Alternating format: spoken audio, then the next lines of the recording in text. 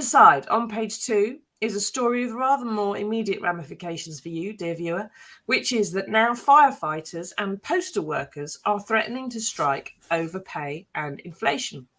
Now, Mark, we've already seen so far that I can remember strikes on the railways, metal workers, British Airways and barristers, possible strikes from teachers and GPs and nurses. Do you think we're getting to the point where it's literally everybody out and the whole country grinds to a halt?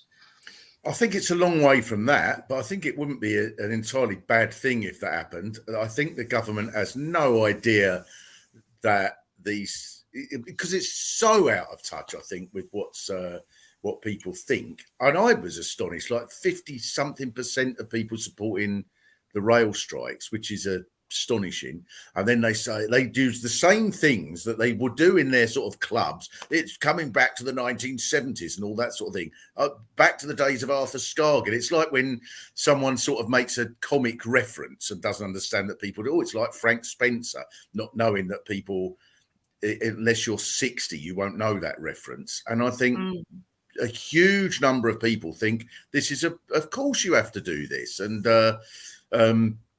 yeah, and they're out of touch. They're out of date, all that sort of thing. I did think that they'd make a good point that the rail unions are out of date by striking. If they were more modern, then they would just get better wages. Just cancel things. Well, I think just yeah, or they should just all the RMT members should have an affair with Boris Johnson, and within a week or two, they'd all be offered a £100,000 a year job for doing nothing. That could be a way that they could improve their wages. That would be more modern. But I think it's, and of course, I suspect as well that postal workers, firefighters, and all these other people you mentioned have seen the effectiveness and the support that arrives for. They can't understand why Mick Lynch just sort of sits there and goes, "That's not actually true. It's not. We're not doing that." And the country applauds and thinks marvelous. No one trusts Boris Johnson at all now, unless you are really seriously mentally ill. And so I think there's a sort of sense that and of course the justice of it, that people have got gradually worse off, particularly through the pandemic, and now 10% inflation, and you're asked to accept another. That in effect is an 8% wage cut. So all of those things combined mean that there's a sense of like, we can do this. That's what motivates people for a strike, isn't it? It's not not just the justice of it, but the belief that you can actually do something about it. That you can actually win and you can take this collective action. It'll make some difference somewhere. And also the fact you've got no other options, of course, that helps too. Now, Mike says, how can Johnson claim that pay rises are inflationary when the inflation has already happened and people are just trying not to take a pay cut, like Mark says? Now, it's worth pointing out that the government does want to link the pay rises and the strikes with the inflation. And they're trying to say, and to be honest, there's some journalists as well using a lot of shorthand here. And they're saying, because inflation's high, people want a pay rise to cope with it. And then the government says, but if you have a pay rise, that means the inflation becomes permanent. Well, dear viewer, if any of you have evidence of prices falling at any point in our lifetimes, please get into the comments and let us know, because I am not aware of any price rise that's ever dropped back down again in the long term. Mars bars that were 25p when I was a kid are no longer 25p, and they're never going to be 25p ever again as long as I live, I dare say, which is a great pity because I used to get 4 for a quid. Exactly. I mean, and there's a marvellous logic to that. I've always thought this, right? There's a great logic to it where they go, if you get higher wages, then you'll actually be worse off, you see. You're fools for not realising this. So, in fact, rather than ask for higher wages, you should ask for lower wages, and then you will be better off. You'll be better off. In fact, why not work for your boss for nothing? Maybe rip up the floorboards in your house and send them by courier to your boss. You'll be rolling in it in no time. It's the most stupid logic. And well, they managed to convince a few people, but not very many. it's not really getting through, is it? Now, Samantha says, I understand the reasons for wanting to strike, but there's a shortage anyway of firefighters. So isn't this going to cause a greater threat to life with 999 calls? I don't know where the Fire Brigade Union stands. If there is an emergency, if they leave the picket line and go and deal with it, I'm sure most firefighters, if they're stood in a picket line and they see something go up in smoke, are going to go and rush off and help. The point is they're not on call. And they're not going to be available, and it's going to make things more difficult. And they just kind of want to cause problems and cause disruption in order that they then get their pay demand met. And it's also worth pointing out, the Fire Brigades Union says that since 2009, they have had a 12% cut in real terms to their wages.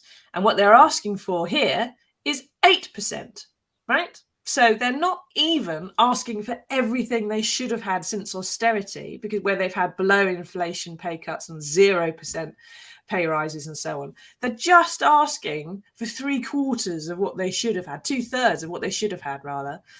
And actually, this actually means, Mark, maybe the first time in history, a union is threatening to go on strike in order to obtain a real terms pay cut. Yeah, yeah.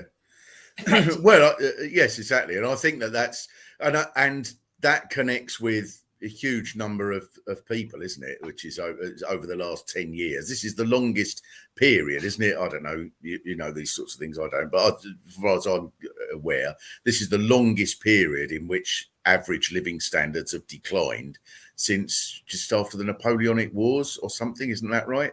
So since we were all living on turnips and it was the peasants' revolt, it was just after Black Death. This is the worst thing that's ever happened since the last terrible thing. No, I know there's that. Yeah, I know there's that. You know, there are those people. This is the worst.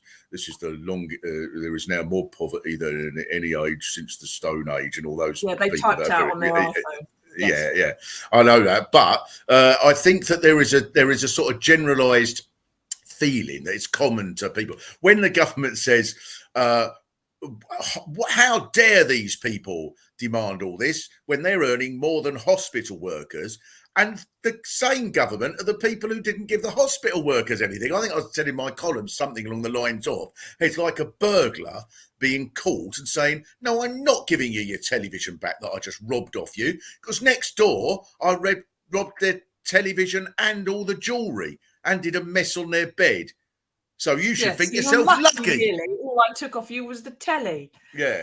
Me. Now keep asking your questions, everybody. Where are you on the idea of a sort of a general strike? I suppose it's turning into, the 1926 general strike was when the unions actually cooperated together and everybody went out in support of each other. Here we've got numerous unions. The NUJ even is balloting for strike action, and maybe they're all working independently, not together this time. But if there is a huge number of strikes across the board, how do you feel that's going to work out? How do you support it all?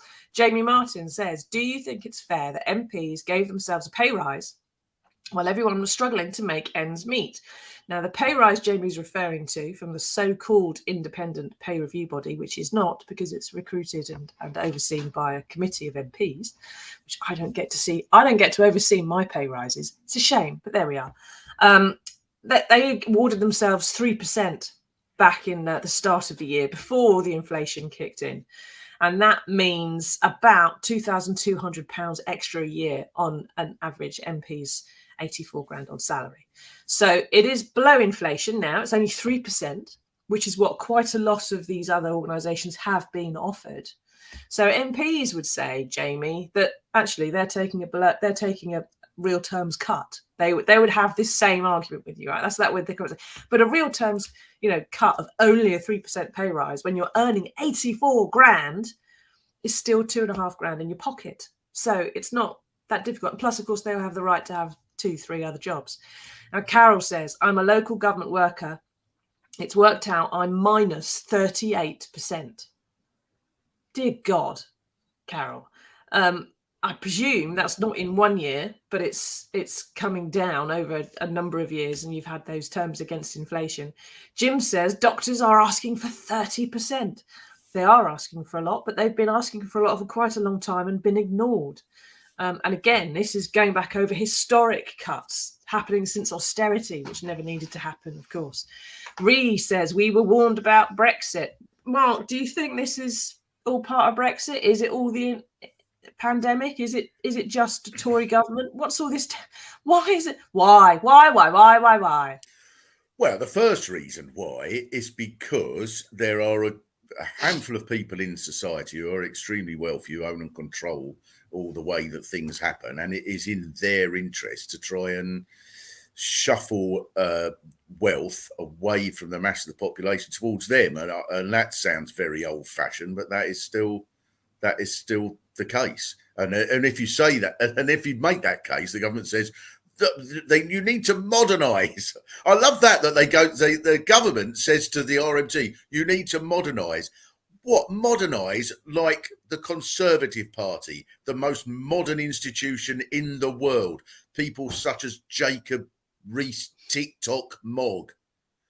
And the Parliament, of course, which is so full of archaic, ridiculous, so-called traditional things. They all have to sit 2 sword lengths apart from each other. Yes, exactly. I did that. I did that in my about in stockings and garters and wigs, waving gold sticks in the air and saying the Queen's not allowed in. And then when they have a vote, they've got to walk down 2 separate corridors when a bell rings because pressing a button is like just not enough fun. Exactly. And they say the railway, the train driver should modernise like Parliament. The driver should announce before the train leaves, is it not the case that the 7:38 will be 5 minutes late? And then all the passengers have to go. I disagree with my right honourable friend. I believe it is in fact 74 hours early if you look at it from a different perspective of tomorrow. And then you all have to wave your tickets. Order. Yeah. Now then, well, we will not accept this from the train to Wigan 7:43 could not behave like this. Yeah, exactly. And so on. But yeah, I think that. But that is the first reason, and that it predates Brexit and it predates the pandemic, and this will generally happen is that the employers will want to pay.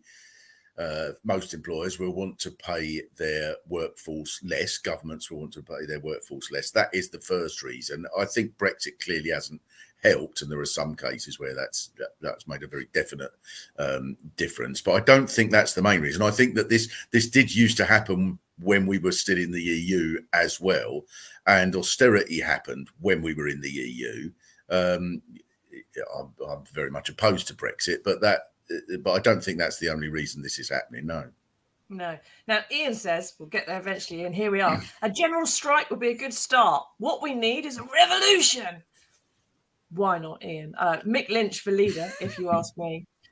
Sarah says, absolutely behind the strike action. Why shouldn't people be paid a fair and decent wage? Annual wage increases should be in line with inflation. They are for pensions, who are getting a one in line with inflation this year. And it's this so annoys me as well, Mark, that we have this discussion about whether we should pay the public sector more or less, as though that money isn't theirs to start with, and they didn't pay it in taxes. Right? Yeah. They never have paid any. No nurse or firefighter ever paid any taxes.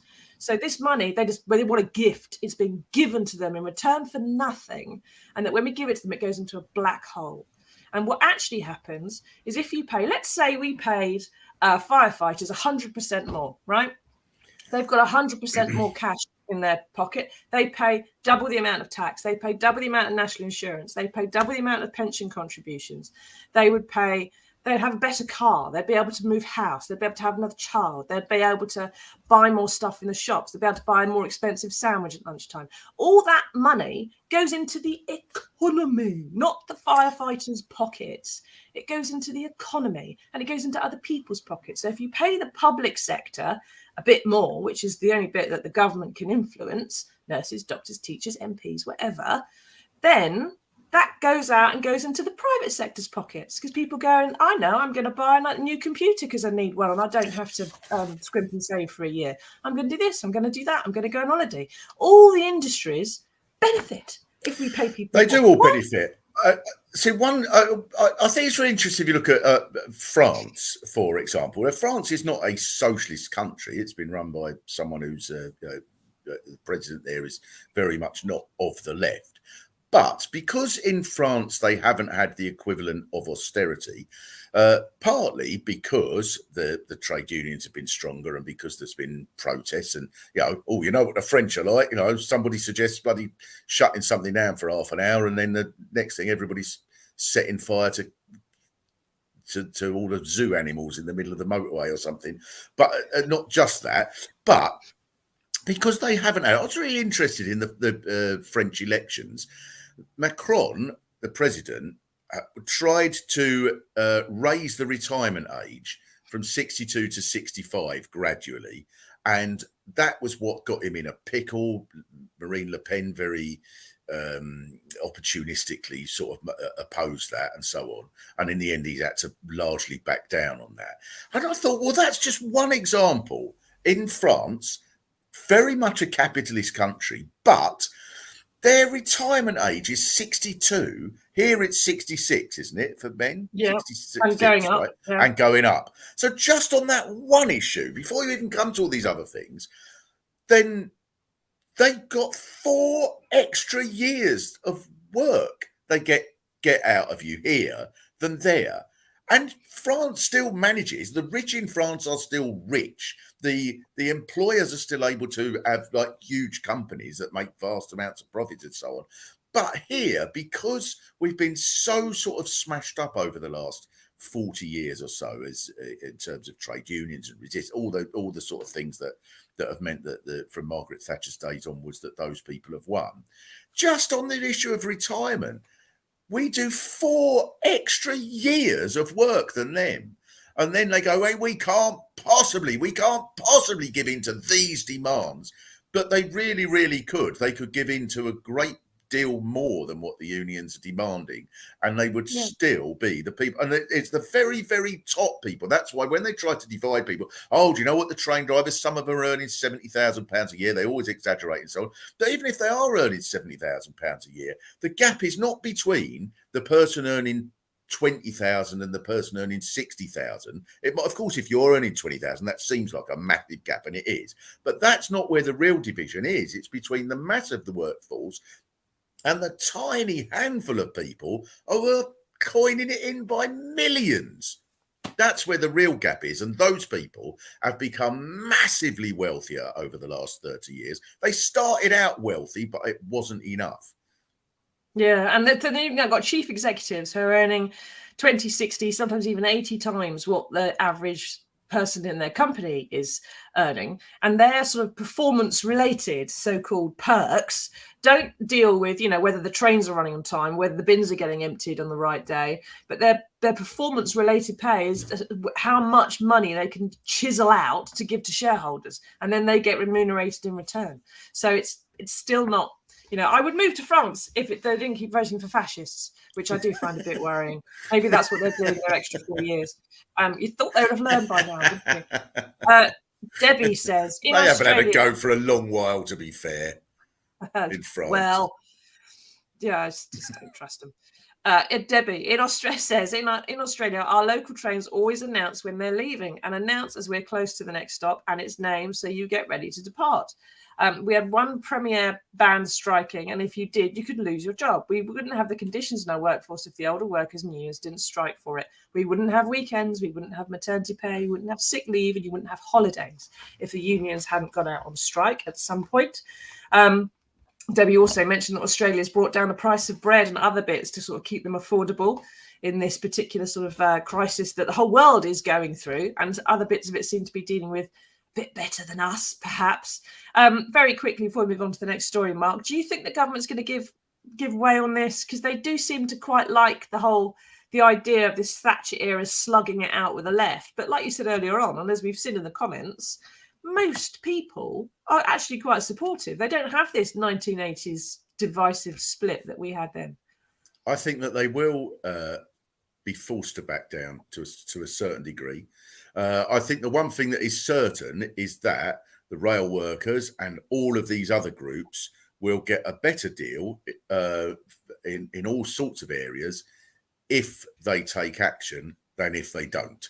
That's the one rule in life that doesn't seem to change. If you put up a bit of a fight, you will get more than if you don't. Yeah, and if you ask nicely, doesn't really work very well, especially not if the people you're asking aren't very nice. Especially if the people you're asking are the sort of people who say there is no money, and they then try to find £150,000 to pay for a treehouse for their baby. A bulletproof treehouse, got to be said. Bulletproof treehouse. I built a little climbing frame thing for my daughter. Yeah, because it came flat packed from Holland, where it was cheap or something. It was like 150 quid, and me and my dad built it, and it's out there and it's doing a fine turn. Why doesn't Boris just get a little wooden sliding springs and do it? It's not difficult. It's not going to be bulletproof. How many people get to Checkers with a gun? No one. To be fair, I couldn't put up a flat pack thing. I would gladly pay £150,000 for someone else to do it rather than try. I'll be round by tea time, and I'll build you one. There you go, for 150 grand. Now, moving on to another story. Then keep asking us your questions. What do you think about the idea of a strike? Are you supportive? Are you not supportive? Do you think that everyone should be getting these pay rises? Do you think they're asking for too much? Do you think austerity is to blame? One of our, Ree said earlier on, one of our commenters said that this is worse than austerity. Arguably it is. And of course, austerity did end up leaving us with a big debt. And, so far 12 years of Tory governments that haven't done lots of brilliant things. But we'll see, won't we, in the fullness of time.